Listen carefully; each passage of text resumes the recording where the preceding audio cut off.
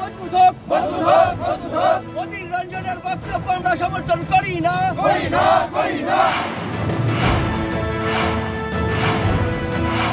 মমতা বন্দ্যোপাধ্যায় বুধবারের একলা চলো ঘোষণার পরই কোচবিহারে রাহুল গান্ধীর ন্যায় যাত্রার পথে দেখা গেল এই ছবি। বিজেপি শাসিত অসম সরকার রাহুল গান্ধীর বিরুদ্ধে এফআইআর করেছে।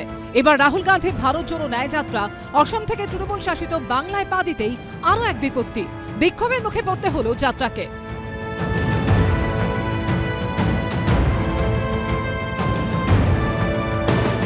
লোকসভা ভোটের আগে রাহুল গান্ধীর ফ্ল্যাগশিপ ক্যাম্পেন ন্যায় যাত্রায় বাদ সাধল বিক্ষোভ। বিক্ষোভকারীদের হাতে ছিল ব্যানার, প্ল্যাকার্ড, তলায় লেখা কোচবিহার নাগরিক বৃন্দ। কিন্তু আদতে এই বিক্ষোভকারীরা কারা? আমরা কোচবিহারের নাগরিকবৃন্দ, তৃণমূল কংগ্রেসের সাধারণ কর্মীরা। বাংলার বুকে অধীর রঞ্জন চৌধুরী যেভাবে এই ইন্ডিয়া জোটকে কালিমালিপ্ত করবার জন্য মমতা বন্দ্যোপাধ্যায়ের বিরুদ্ধে, তৃণমূল কংগ্রেসের বিরুদ্ধে একের পর এক অনৈতিক কথাবার্তা বলে যাচ্ছেন, অধীর রঞ্জন বাবুকে আমরা একটা বার্তা পৌঁছে দিতে চাইছি মমতা বন্দ্যোপাধ্যায়কে সামনে রেখে আগামী দিনে ইন্ডিয়া জোটকে মজবুত করার উদ্দেশ্য।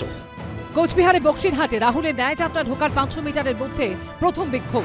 এরপর তুফানগঞ্জ, মারুগঞ্জ, তল্লিগুড়ি, পাওয়ার হাউস সহ মোট 10টি জায়গায় একইভাবে দেখা যায় জমায়েত। কিন্তু কোচবিহার নাগরিকবৃন্দের অধীর চৌধুরীর ওপর হঠাৎ এত রাগ কেন?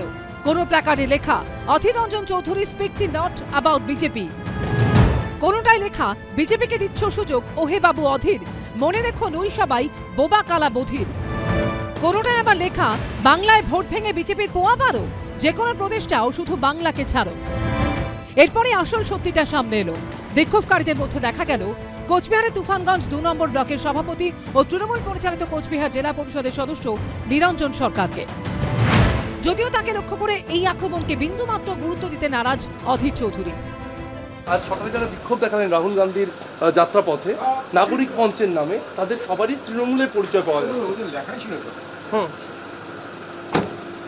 অধীর চৌধুরীর বিরুদ্ধে স্লোগানটা ওখানে জরুরি নাকি মোদিজির বিরুদ্ধে স্লোগানটা জরুরি?